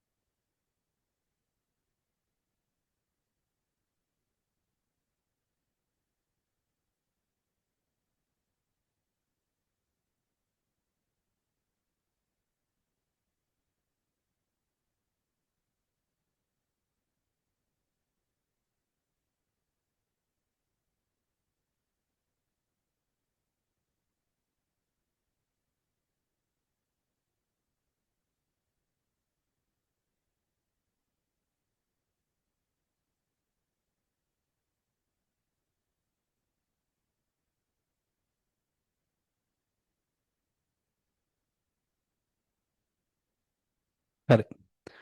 මම හිතනවා දරුවෝ ටික අදාළ වැඩේට සෙට් වෙලා ඒක ලියා ගන්න ඇති කියලා. විශේෂයෙන්ම මේ පේපර් ඩිස්කෂන් ක්ලාස් එක ඇතුළතදී මේ පේපර් එකේ තියෙන කොටස් ටික ඩිස්කස් කරන එක තමයි මම අවධානය යොමු කරලා තියෙන්නේ. ඉතින් ඊට අදාළ මොනවා හරි තියරි පාර්ට් එකක් තිබ්බොත් ඒ තියරි පාර්ට් එක විශේෂයෙන් ඩිස්කස් කළ යුතු නම් මම අනිවාර්යයෙන්ම ඩිස්කස් කරනවා පුතා. එහෙම නැති වුණොත් ඊට අදාළ රෙෆරන්ස් එකක් හරි දෙනවා. එතකොට පුතාලට හැකියාවක් තියෙනවා ස්වාධීනය තුලින් ඒ කොටස් ටික ගොඩ දාගෙන ඉස්සරහට යන්න. හරි. ඊට පස්සේ කියනවා ඉහත දෙකෙහි ලබාගත් පිළිතුර BCD කේතයක්යි උපකල්පනය කරමින් එහි දශමයගේ ලියා දක්වන්න. මේක BCD කෝඩ් එකක්ලු. BCD කෝඩ් එකක් කියලා කියන්නේ 1.0යි ඊට පස්සේ 1.4යි. ඉතින් BCD වලදී කතන්දරේ එන්නේ කොහොමද? BCD කේතයක් කියලා කිව්වොතින් දශමයගේ ලියා දක්වන්න කියලා තියෙනවා. ඉතින් මේක ගත්තොත් සාමාන්‍යයෙන් BCD කෝඩ් එකක් කියන්නේ එක සංඛ්‍යාවක් නිරූපණය කරන්න බිට් 4න්නේ. එහෙනම් කැඩෙන්නේ මෙතනින්. ඉතින් මෙතනින් එනවා කීයක්ද? 2යි කියලා. මෙතනින් එනවා කීයක්ද? සාමාන්‍යයෙන් මෙතනින් එනවා 15ක් කියලා. එතකොට BCD කෝඩ් එකක් අහලා තින්නේ මොකද්ද? ලබාගත් පිළිතුර BCD කේතයක් යයි උපකල්පනය කරමින් දශමයගේ. එතකොට මේ සංඛ්‍යාව BCD කෝඩ් එකක් වුණොත් එක සංඛ්‍යාවක් නිරූපණය කරන්න එයාලා බිට් 4ක් පාවිච්චි කරලා තියෙනවා. එතකොට බිට් 4ක් පාවිච්චි කරද්දී එතනින් එන්නේ 15ක්නේ. එතකොට ඊට අදාළව අහලා තියෙන්නේ දශමයගේ මොකද්ද කියලා. මේකේ ඔයාලට අදාළව දීලා තියෙන මාකින් එකේ හරිද? බොහොම පැහැදිලිව. හරි. මේ උත්තරේ ඇවිල්ලා තියෙන්නේ 65 ධන ඍණ 15කට තමයි එයාලා හදලා තියෙන්නේ මාකින් එක. ප්‍රශ්නේ තියෙන්නේ 15. මම හදලා තියෙන්නේ 18කට. ඒක තමයි මම බැලුවේ මොකද්ද ගැටලුව කියලා. හරි. ඕකෙදි මම ඔය හදපු කතන්දරේදී මේ මම හදලා තියෙන ඍණ 18කට ප්‍රශ්නේ අහලා තියෙන්නේ ඍණ 15. හරි. ඍණ 15ක් තමයි අහලා තියෙන්නේ. ඍණ 15 ගත්තට පස්සේ 50ක් එන්නේ 50 BCD කියලා කියන්නේ මෙහෙම එකක්. ඕකේ. ඒ ප්‍රශ්න කොටස දැන් මම කරලා තියෙන කතන්දරෙත් එක මම චුට්ටක් තියනවා. මොකද හේතුව මම කරපු එකයි ඊට පස්සේ පේපර් එකේ අහලා තියෙන එකයි දෙකක්. ඒ නිසා ඔයාලට තියෙන කොහොම හරි මේ එන සංඛ්‍යාව BCD කෝඩ් එකක් විදියට උපකල්පනය කරන්න. ඊට අදාළව මේ BCD කෝඩ් එකට 10 පාදයට කන්වර්ෂන් එකක් තියෙන එක මහ ලොකු ප්‍රශ්නයක් නෙමෙයි. හරි. BCD කෝඩ් එකක් විදියට උපකල්පනය කරලා ඒක කන්වර්ට් කරලක් තියෙන්නේ. ඒක යම් පොඩ්ඩක් යමු ඊළඟ කොටසට. මොකද හේතුව මේ කොටසට අදාළව හරිද? හදලා තියෙන කොටස වෙන ගාණක් හදලා තියෙන්නේ. හරි. ඒ නිසා මම වෙන ඒකට යනවා අංක 4ට. හරි. අංක 4ට යනවා. හරි. ආලා තියෙන පේපර් එකේ අපි නැවත පොඩ්ඩක් පේපර් එකට ගිහිල්ලෙමු. හරිද? ඒකේ තියෙනවනේ කතාව. ඔතනදී මෙතන ගණිත තමයි මම ඍණ 18 අරගෙන තියෙන්නේ. හරි. ඒක ඍණ 18 නෙමෙයි ඍණ 15 වෙන්න ඕන. මොකද ඍණ 18කට ඍණ 18ක් ගත්තාම උත්තරේ එන ධන 47යි කියලා. වගේ මාකින් ස්කීම් එක මේක හරියට හදලා ඇති. එයාලා ඒක හදලා තියෙන්නේ මාකින් එක හදද්දී හරියටම මේක හදලා තියෙනවා මේ උත්තරේ 40ක් එන විදියට. ධන 40ක් එන විදියට. හරි. 40ක් නෙවෙයි 50ක් එන විදියට. ධන 50ක් එන විදියට තමයි හදලා තියෙන්නේ. ධන 50ක් එන විදියට. ඊළඟ ප්‍රශ්නේ අහලා තියෙනවා NTF සහ FAT ගොනු අතර වෙනස්කම් තුනක් ලියන්න කියලා. අම්මෝ මේවා OS පාඩමේදී ඉතා පැහැදිලිව පුතා කතා කරපු දේවල්. හරිද? NTFS සහ FAT අතර වෙනස. ඉතින් NTFS සහ FAT අතර වෙනස නැවත පුතාට මතක් කිරීමක් මට කරන්න පුළුවන් ඩිස්කෂන් එක ඇතුලේ. හරිද? තාම පහසු එකක්. ඉතින් සාමාන්‍ය පොඩි chart එකක් වගේ ගහගත්තොත් මේක තවත් ලේසි. හරි. NTFS සහ FAT අතර වෙනස. එක NTFS. පළවෙනි එක තමයි සාමාන්‍යයෙන් ඔය දෙන්නගේ ගුණ පද්ධති ගත්තොතින් මෙයාගේ ගුණ පද්ධතිය සාපේක්ෂව කුඩා වෙනකොට මෙයාගේ ගුණ පද්ධතිය සාපේක්ෂව විශාලයි. FAT එක ගුප්තකේතනය සඳහා සහාය දක්වනවා. ගුප්තකේතනය සඳහා සහාය දක්වද්දී මෙයා සහාය දක්වන්නේ නැහැ. මෙයාගේ ආරක්ෂිතභාවය සාපේක්ෂව වැඩි අගයක තියෙන්නේ. සාපේක්ෂව අඩු වගේක තියෙන්නේ. මොකද හේතුව ගුප්තකේතනයට සහාය දක්වන්නේ නැති නිසා ඇත්වල ආරක්ෂාව සාපේක්ෂව අඩු වගේක තියෙන්නේ. මෙයා එන්ක්‍රිප්ෂන් වලට සපෝට් කරන්නේ නැහැ. එන්ක්‍රිප්ෂන් වලට සපෝට් කරන නිසා හරි දර බලාගන්න එන්ක්‍රිප්ෂන් වලට සපෝට් කරන නිසා හරිද NTFS ගේ ආරක්ෂිතභාවය ඉහළ අගයක තියෙනවා. ඒ වගේ මතක තියාගන්න FAT එක ගත්තට පස්සේ chat එක තුල files compress කරන්න බෑ. compress කරනවා කියන්නේ සම්පීඩනය කරන්න හැකියාවක් නැරතා. හැබැයි NTFS වලදී ෆයිල් සම්පීඩනය කරන්න හැකියාව තියෙනවා. ඒ වගේම ෆැට් ගත්තට පස්සේ ෆැට් වල මේ ෆයිල්ස් කම්ප්‍රෙස් කරන්න බැරි හින්දා සාමාන්‍යයෙන් දත්ත සම්ප්‍රේෂණ සිදු වෙනකොට ෆයිල්ස් වල වේගය අඩුවීමක් සිද්ධ වෙනවා. මෙයාගේ වේගය වැඩි. ඒ වගේම ෆැට් ගත්තොත් යුනිකෝඩ් කිරීමක් කරන්නේ නැහැ. මෙයා යුනිකෝඩ් වලට සහාය දැක්වීමක් සිද්ධ කරනවා. ඉතින් ඔයගෙන් තුනයි අහලා තියෙන්නේ. අපි මීටත් වඩා දේවල් පන්තියේ සාකච්ඡා කරලා තියෙනවා. විශේෂයෙන්ම ඔය ෆයිල් එකක් නිර්මාණය කරනකොට එයාගේ නම තියෙන එකේ මෙයා පැත්තේ සීමාවක් තියෙනවා, මෙයාගේ පැත්තේ සීමාවක් නැහැ වගේ දේවල්. මෙයාගේ ෆයිල් සිස්ටම් එක පොඩි, මෙයාගේ ෆයිල් සිස්ටම් එක ලොකුයි, මෙයා ගුප්තඝාතනය කරන්න බෑ, මෙයා ගුප්තඝාතනය කරන්න පුළුවන්. ඒ නිසා මෙයාගේ ආරක්ෂාව අඩුයි, මෙයාගේ ආරක්ෂාව වැඩි. මෙයාව කම්ප්‍රෙස් කරන්න හැකියාවක් නැහැ. මෙයාව කම්ප්‍රෙස් කරන්න හැකියාවක් තියෙනවා. මෙයාගේ ස්පීඩ් එක අඩුයි. මේ පැත්තේ ස්පීඩ් එක වැඩි. ඒ වගේම යුනිකෝඩ්ස් වලට ඒකක කේත ක්‍රමයට ෆැට් සහය දක්වද්දී NTFS සහය දැක්වීමක් සිද්ධ වෙන්නේ නැහැ කියන කාරණාව අන්ති සාකච්ඡා කරලා තියෙනවා. ඒ අපි chart එකක් විදිහට ඔය පාඩමෙදි කතා කරලා ඇති. දරුවෝ නැවත ඒක චුට්ටක් ගිහලා පරිශීලනය කරන්න.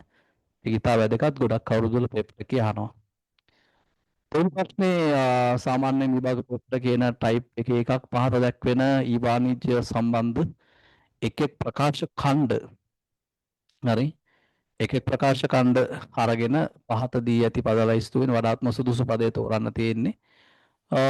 බලමු අපි මුලින්ම බලමු මොනවද තියෙන්නේ කියලා.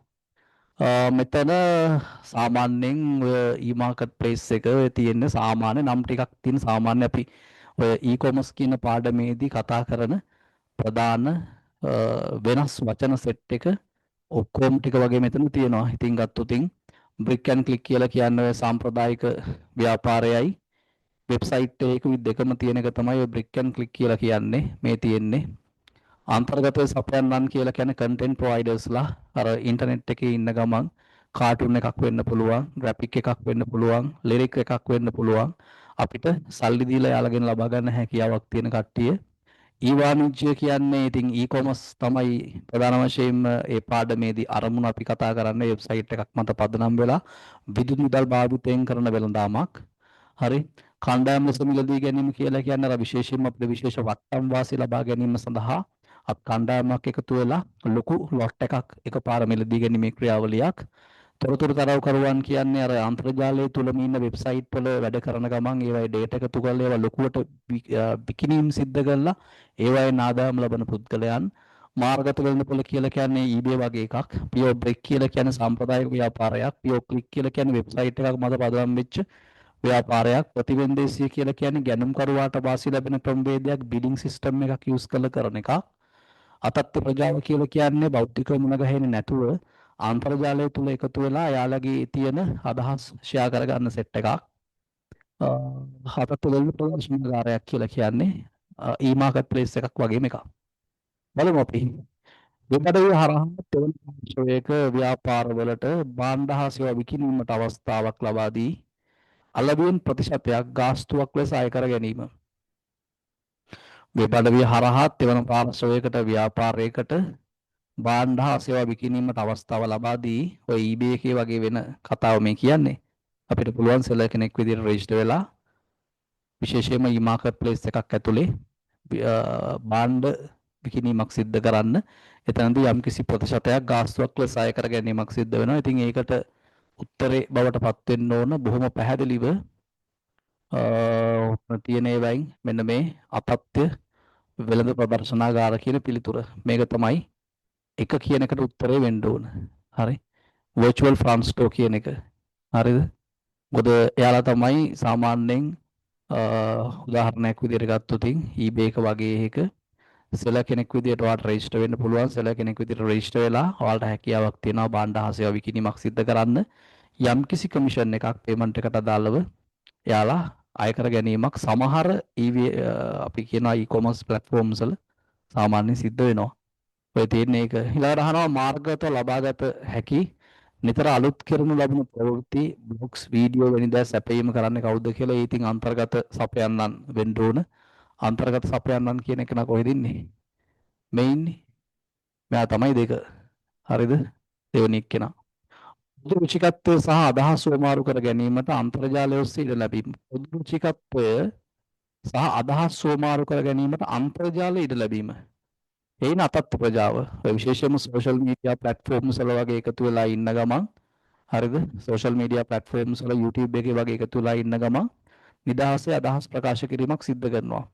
ඒත් ඒව බලලා තමයි අපි ඒව කස්ටමර් ෆීඩ්බැක්ස් විදියට අරගෙන සමහර වෙලාවට සෙලර්ස්ලා තෝරා ගැනීම වගේ දේවලුත් කරන්න හැකියාවක් තියෙනවා. ඒත් ඒකේ තුන එන්නේ උත්තරේ. ඊළඟ අහලා තියෙන මොකද්ද? පාරිභෝගික ඇනෝම් බාරගෙන සැකසීම ව්‍යාපාර මෙහෙයවන්නන්ගේ වෙබ් ద్వාරය හරහා සිදු කෙරෙන අතර මුදල් ගෙවීමෙන් පසු භාණ්ඩ බාර දීම සිල්වතුන් සහ තොගවතුන් මගින් සිදු කිරීම මෙන්න මේකේ කරනවා කියලා. ඒක මොකද්ද? ඒ වෙන්නේ ඉතුරු වෙලා තියෙන්නේ මේ වගේම තව එකක් තිබුණේ. ඔය සාමාන්‍ය කතාවක් නෙමෙන්න මේ ඔන්ලයින් මාකට් ප්ලේස්. මාර්ගගත වෙළඳපොළ. හරිද? ඔය එක සාමාන්‍ය. ඔක හතර. වචන ටික තෝරන්න තියෙන්නේ. මාර්ගගත සාප්පුවක් මෙන්න භෞතික සාප්පුවක්ද පැවතීම. ඒක මුලින්ම කතා කරා මේ තියෙන බ්‍රික් ඇන්ඩ් ක්ලික්. පහ. ඒ කියන්නේ යාට සාප්පුවකුත් සම්ප්‍රදායික හරි. ඒ වගේම භෞතික සාප්පුවක් තියෙනවා. මේ තියෙන වෙබ්සයිට් එකක්. ඕනනම් ලියා ගන්න. මේ තියෙන වෙබ්සයිට් එක. හරි. ඕනෑම කෙනෙකුට ලබා දිය හැකි අන්තර්ජාලයේ ඇති පාරිභෝගිකයන්ට අදාළ දත්ත එක්රැස් කොට විශ්ලේෂණය කළා සාරාංශගත කිරීමෙන් පසු තොරතුරු අනෙක් පාර්ශවයට අලෙවි කිරීම. ඔය මාක් සකර්බර්ග් කරන සීන් එකනේ මේ තියෙන්නේ. මේක අංක 6. හරි.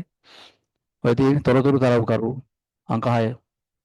ගැනුම්කරුවන්ට භාණ්ඩහාසය අලෙවි කිරීම සඳහා විකුණුම්කරුවන් එකිනෙක අන්තර්ජාලය භාවිතයෙන් තරඟ කිරීම සහ ඕනතර අඩු ලන්සු තැබීම නිසා මිල ගණන සාමාන්‍යයෙන් අඩු වීම. මොකද ගැනුම්කරුවන්ට වාසි වෙන එකක් තියෙනවා කියලා මොකද්ද? ප්‍රතිවෙන්දේසිය. ඔය තියෙන්නේ. මේක 7. හරි. ප්‍රතිවෙන්දේසිය. ඒතර පළවෙනි එකට උත්තරේ බවට පත් වෙන්න ඕන අංක 1 අතත් වෙළඳ ප්‍රදර්ශනාගාර. දෙවෙනි එක කියලා කියන්නේ අන්තර්ගතය ලබා දෙන්න කන්ටෙන්ට් ප්‍රොවයිඩර් කියන එක්කෙනා. තුන්වෙනි එකට හරිද අතත් ප්‍රජාව. හතරවෙනි එකට බොහොම පැහැදිලිව මාර්ගගත වෙළඳපොළ. තුන්වෙනි එකට බ්‍රික් ඇන්ඩ් ක්ලික් කියන එක. හයවෙනි එකට මේ දැන් අපි කතා කරපු එක තොරතුරු තරවු කරුවන්. හත්වෙනි එකට හරිද ප්‍රතිවේන්දේශී කියන පොයින්ට් එක. ඔය වගේ ටයිප් එකේ questions structured papers ගණනාවක 2018න් පස්සේ e-commerce පාඩම networking වල සමහර තියරි කාරණා අන්තර්ගත කරලා ඇවිල්ලා තියෙනවා. පුතාලා අනිවාර්යෙන්ම ඔය pass papers කරද්දී චුට්ටක් ඔන්න ඔය වචන ලයිස්තුවක් දීලා ඒවට අදාළ විස්තර වලට හිස්තැන් පිළිබඳ වගේ තියෙන කොටස් ටික හොයා කරන්න තියෙන කොටස් ටික චුට්ටක් වැඩි අවධානයක් දෙන්න. මේ මුල ඉඳලම papers වල මේ මොඩල් එක හුරු කිරීමක් පන්ති වල අපි සිද්ධ කරනවා. මොකද හේතුව නවීන විභාග රටාව තුළ පගොඩ යන නම් 100% පුළුවන් වෙන්න ඕනේ. 100% බැරි වුණොත් මේවත් එක්ක වැඩ කරන් ටිකක් අපහසු වෙනවා. හරි. ඊළඟ question එක ඊටාම සරල question එකක් ABCD නම් කරන්න කියලා තියෙනවා. මේ සටහන ඊටාම හුරුදු එකක් දරුවන්ට. මේ තියෙන CPU එක. හරිද? ABCD නම් කිරීමේදී මේ දිත්ත ඊතල මේක හරිනම් මෙහෙම නෙමෙයි එන්න ඕන. මෙන්න මේ විදිහටයි එන්න ඕන ඊතල දෙක. ඊතල දෙක තියෙනවා නම් මේක MBR. එක ඊතලය MAR මතක ලිපින රෙජිස්ටරය. මේකම අපි තීරපන්ති පොතේ යඳපු එකක් IR. මේ තියෙන්නේ පොදු කාර්ය registers. general purpose registers. හරි. තම පොදු කාර්ය රෙජිස්ටර් මතක. ඊවසාරා ප්‍රෝග්‍රෑම් කවුන්ටරේ ප්‍රධාන කාර්යයන් දෙකක් කියලා. ඉස්සෙල්ලාම තේරුම් ගන්න පුතා ප්‍රෝග්‍රෑම් කවුන්ටරෙන් කරන ප්‍රධාන කාර්යය මොකක්ද කියලා. ප්‍රෝග්‍රෑම් කවුන්ටරෙන් කරන ප්‍රධාන කාර්යය බවට පත්වන්නේ හොඳට තේරුම් කරගන්න. ප්‍රෝග්‍රෑම් කවුන්ටරෙන් කරන්නේ RAM එකේ තියෙන data set එක ගේන CPU එකට RAM එක සහ CPU එක අතර අන්තර් සම්බන්ධතාවය ඇති කර ගැනීම වෙනවා. ඒ අන්තර් සම්බන්ධතාවය ඇති කර ගන්නකොට මුලින්ම ප්‍රෝග්‍රෑම් කවුන්ටර් එක කරන්නේ මේ RAM එකෙන් මුලින්ම ගින්න ඕන උපදේශනය තියෙන තැන memory address එක හොයාගෙන ඊට අදාළව පළමු සම්බන්ධකය නිර්මාණය කරනවා. ඊට පස්සේ ප්‍රෝග්‍රෑම් එකේ ඉතුරු instructions ගේන්න ප්‍රෝග්‍රෑම් කවුන්ටර් යගේ එක ගානේ වැඩි කරනවා. එහෙනම් කාර්යයන් දෙක තමයි පළවෙනි කාර්යය බවට පත් වෙන්නේ. පළවෙනි විශ්ලේෂණයෙන් තියෙන තැන අදාළ යොමුව අදාළ මෙමරි ඇඩ්‍රස් එකට සම්බන්ධකේ නිර්මාණය කිරීම. ඊට පස්සේ හරි ඉතුරු data set එක ගේන්න ඉතුරු උපදෙස් ටික ගේන්න ප්‍රෝග්‍රෑම් කවුන්ටරයාගේ එක ගානේ වැඩි කිරීම. ඔක තමයි වැඩේ. හරි. ඊට පස්සේ ආලා තියෙනවා AHC කාර්යයන් ලියන්න කියලා. ඒ කියන්නේ කවුද? MBR. MBR කියන්නේ memory buffer register.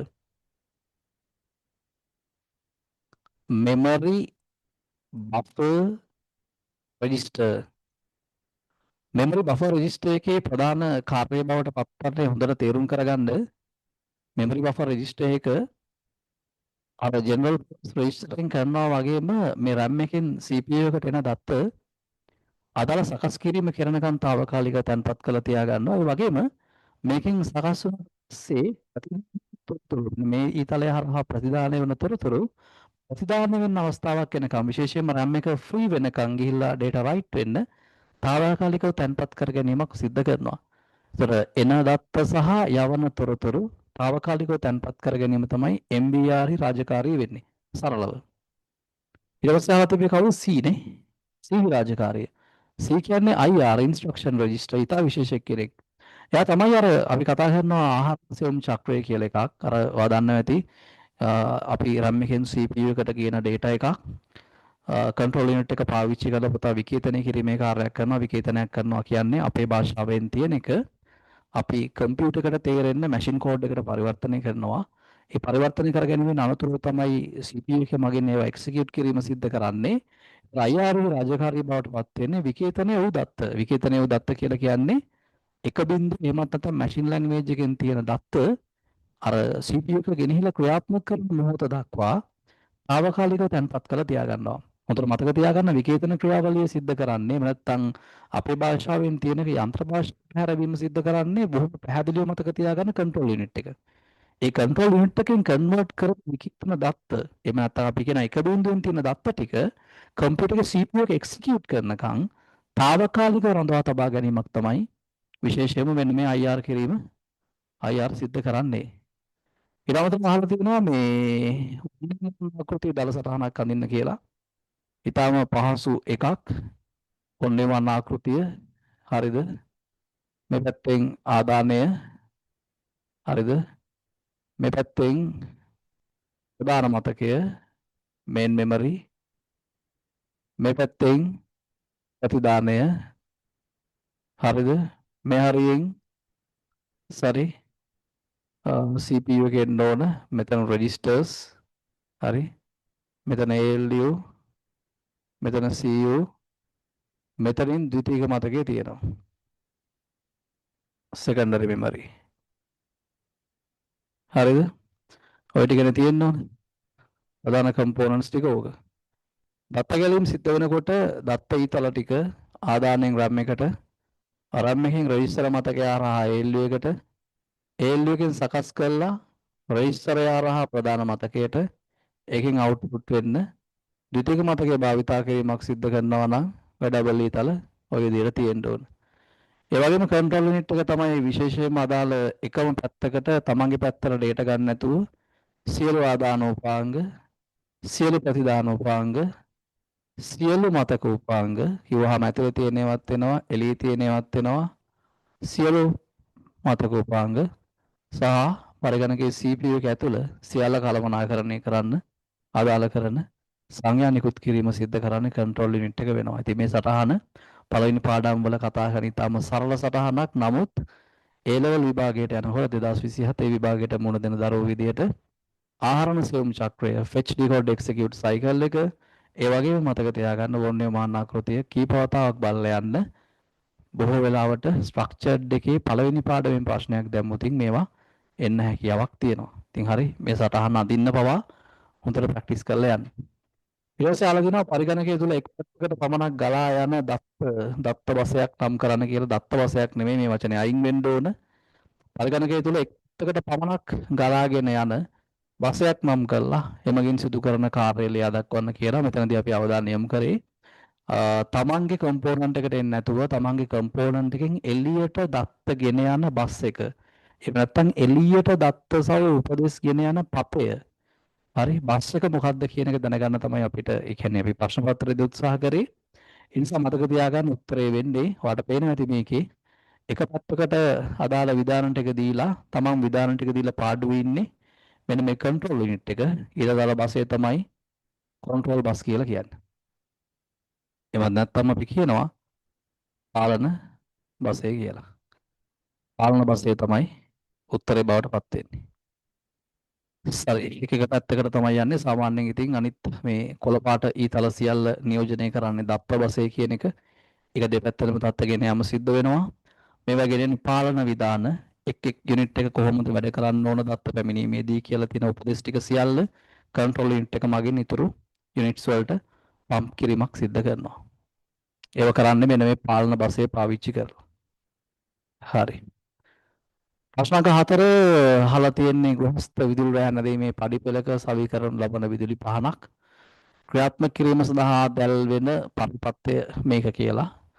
මේකෙදි ගොඩක් වෙලාවට ළමයි වරද්ද ගන්න කතන්දරය තමයි මේ XY කියන්නේ තමන්ගේ ස්විච් එක කියලා. ස්විච් එක කියන්නේ ඒක නෙමෙයි. මෙන්න මෙතන තමයි S1 ඉන්නේ. ස්විච් එක මේක තමයි S2 එක. හරිද? මේ X කියලා කියන්නේ ශක්ති මට්ටමක්, Y කියලා කියන්නේ ශක්ති මට්ටමක්. මේක පාස් වේව ප්‍රශ්නයක්. ඉහත පරිපතේ දැක්වෙන ලෙස L ලෙස විදුලි පහනක් ක්‍රියාත්මක කිරීමට පරිපල ඉහළ සහ පහළ ස්විච් දෙකක් ස්ථාපනය කරලා තියෙනවලු. පරිපල පහළදී S1 මගින් දැල්වෙන ලද ස්විච් ඉහළදී S2 මගින් ස්විච් එක ඔය සාමාන්‍යව දැන් අද කාලේ වෙනකොට අලුතෙන් ගයක් හදනකොට පාවිච්චි කරන ස්විච් මෝඩ් එක ඔය තියෙන්නේ. හරි. දල්වන ලද ස්විචය පහළදී නිවාදවන්න පුළුවන්ලු. ඒ වගේම තවද ස්විච් එකක් මගින් දල්වන ලද L විදුලි පහන නිවීමට මේකෙන් පුළුවන්ලු. ඉහත පරිපතේ X ස්ථානයට සහ Y ස්ථානයට සම්බන්ධ වී තිය අවස්ථාවක් කියන්න දීලා තියෙනවා. X කියන එකට සම්බන්ධ වුණොත් ඉන්නේ අගේ 1යි y කියන ස්ථානයට සම්බන්ධ වුණොත් බිඳුවයි ශක්ති මට්ටම් දෙකක්. මේක එක මේක බිඳුව. හරි. මේ S1 උඩට ගන්නවොත් S1 ගියගේ 1යි මේ S1 පහළ ගන්නවොත් මෙයාගේ බිඳුවයි. මෙයාගේ බිඳුවයි. ඒක තමයි වැඩේ. හරි. මගින් නිරූපණය වෙන බවත් L විදුලි පහන් දැල්වී නිවිති අවස්ථා 1 සහ බිඳුව බවත් සලකන්න කියලා තියෙනවා. ඒක ඉතින් බොහොම සාමාන්‍යයිනේ බල්බ් එක දැල්වීම අපි කොහොමද ගන්න එකයි කියලා. නොදැල්වී තිබීම බිඳුවයි කියලා ගන්න අවස්ථා තියෙනවා. ඊළඟ පරිපතේ ක්‍රියාකාරීත්වය නිරූපණය කිරීමට සත්‍යතාව වගුවක් අහලා තියෙනවා. බොහොම පැහැදිලි ආදාන වෙන්නේ ආදාන දෙකයි තියෙන්නේ ස්විච් දෙකයි S1 S2 අනිත් එක Lට මොකද උනේ කියලා. හරි. අවස්ථා තියෙන ආදාන දෙකින්දා මෙන්න මේ අවස්ථා ටික සලකා බැලීම සිද්ධ කරනවා. S1 සහ S2 බිඳුව කියලා කියන්නේ S1 බිඳුවයි S2 බිඳුවයි. S1 බිඳුවයි කියලා කියන්නේ S1 තියෙන්නේ මේ මට්ටමේ. මෙන්න මේක. හරිද?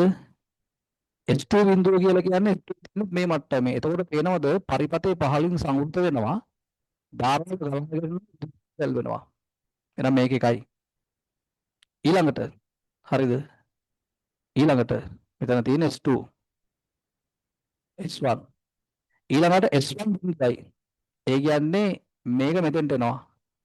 S2 එකයි. S2 එක කියලා කියන්නේ මේක එනවා මෙතෙන්ට. තවදුරටත් මෙහෙම එකක් නැහැ. හරිද? එතකොට මේ පැත්තෙන් ආවොතින් මෙතනින් අදාළ පරිපතේ විසන්දි වෙනවා. මේ පැත්තට එන්න විදියක් නැහැ. ආයි ඉතින් මේ පැත්තෙන් තමයි ගිහිලා තින්නේ. කියන්නේ මේක අයින් කළා මේක මෙතෙන්ට ගහලා තියෙන්නේ. මොකද එක ගන්න නම් S2 ට මේ පැත්තට එන්න ඕන. ඒතර බල්බේ දැල් වෙන්නේ නැහැ. පරිපතේ විසන්දි වෙලා තියෙන්නේ. ආය යනවා මේක එක කළා. මේක එක කරනවා කියලා කියන්නේ හරිද? මේක S2 නේ මේක S1 නේ. එතකොට S1 එක කරනවා කියන ඔය දැන් S1 එකේ තමයි තියෙන්නේ. මේක බිඳුවේ තියනවලු. ඉතින් මේක බිඳුව තමයි දැන් තියෙන්නේ. ඉතින් කොහොමදවත් මෙතනින් යන ධාරාව මෙතනින් එහාට යන්න බෑ. මෙතනින්ම වැඩේ ඉවරයි. බිඳුවයි. දෙකම එකට ගේනවලු. S1 කොහොමද එකේ තියෙන්නේ? S2ට කරන්න තියෙන පොඩි දෙයයි. හරිද? පැහැදිලිව මේක වෙන උඩ මට්ටමට. එතකොට සම්බන්ධ වෙනවා. මේකට එක ලැබීමක් සිද්ධ වෙනවා. ඉතින් ඕක තමයි මේ ළමයි තේරුම් ගන්න නැති කාරණාව ළමයි හිතනවා ආදාන දෙක XY කියලා. ආදාන දෙක XY නෙමෙයි X කියලා කියන්නේ ශක්ති මට්ටමක්. එයාගේ එකයි. Y කියන්නේ ශක්ති මට්ටමක්. එයාගේ බිඳුවයි. තියෙන S1 S2 ස්විච් දෙක ශක්ති මට්ටම් දෙකට පන්නද්දී S1 S2ට බුලියන් වගයන් ආදේශ වීම සිද්ධ වෙනවා. ඊට පස්සේ ඊටම සරල සත්‍යතාවයක් තමයි ඔක ඉන්නේ. ගොඩක් අය ඔක වරදගෙනත් තිබ්බා. ඊපස්සේ අහනවා නිරූපණය කිරීමට බුලියන් ප්‍රකාශනයක් ව්‍යුත්පත්න කරන්න කියලා. ඉතින් බුලියන් ප්‍රකාශන දෙකක් ව්‍යුත්පත්න කරත හැකි. S1 S2 ආදාන වෙද්දී SOP එකෙන් සැලකුවොත් කෙලින්ම S1 bar dot S2 bar එක මේක S1 S2 ඉතින් මම කැමති මේකේ මොකක්ද ඒකට කියන්නේ SOP එක ගන්න සාමාන්‍යයෙන් මේ පැත්ත ගන්න එක ලේසි හින්දා ඉතින් උත්තරේ S1 dot S2 ගුණිතයන්ගේ එකතුවක් S1 dot S2 ඕක ඔයාලට ඕන POS එක ගන්නත් පුළුවන් ඊට පස්සේ තාර්කික ద్వාරය කුමක්ද කියලා අහනවා සමතුල්‍ය වෙන සමාන ආදානවලදී එකයි අසමාන ආදානවලදී බිඳුව නම් පුතා මේ නියෝජනය කරන්නේ වෙන කවුරුත් මේ XOR එක අනිත් පැත්ත. මොකද XOR එකේ තමයි සමාන ආදාන බිඳුවයි අසමාන ආදාන එකයි වෙන්නේ. මම සමතුල්‍ය පරිපථය මේක. ඊට පස්සේ ආන්නේ මොකද්ද? nan and එක not එක ඔය එක දාලා අලකිය පරිපථයක් ගොඩනගා ගන්නවලු මෙන්න මේකට. මෙන්න මෙයාට. ඉතින් හරිම ලේසි වැඩක්. S1 S2 පළවෙනි එක මේක S2 bar එක මේක S1 bar එක මේක and එකකින් යනවා S1 S2 මෙතනින් එනවා මේ දෙන්නම ඔය එකකින් යවුවාම මෙයාව ගන්න හැකියාවක් තියෙනවා. හරි. ඉතින් ඊටාම සරල සහ ඊටාම පහසු ලොජික් ගේට් ප්‍රශ්නයක්. මේක පාස් පේපර් ප්‍රශ්නයක්. හරි. එතකොට ඔයාට කිසි ගැටලුවක් නැතුව මේක විසඳන්න හැකියාවක් තියෙනවා. සියලු උත්තර ටික තියෙනවා. ඩිස්කෂන් එක කරා ඒ විතරක් නෙවෙයි මට මාකින් එක දීලා තියෙනවා. අඩුපාඩු ටික printed විදියට මාකින් එකේ තියෙනවා. ඒ වාට ඒවත් එක පාවිච්චි කරලා දෙවන ප්‍රශ්න පත්‍රය වගේ අඩුපාඩු ටික හදාගන්න හැකියාවක් තියෙනවා. එහෙනම් ඊළඟ සතියේ නම් 3 එකේ ඩිස්කෂන් එකත් එක්ක මුණ ගැහමු. හැමෝටම මුත් සරණයි. ජය වේවා පරිස්සමට ඉන්න.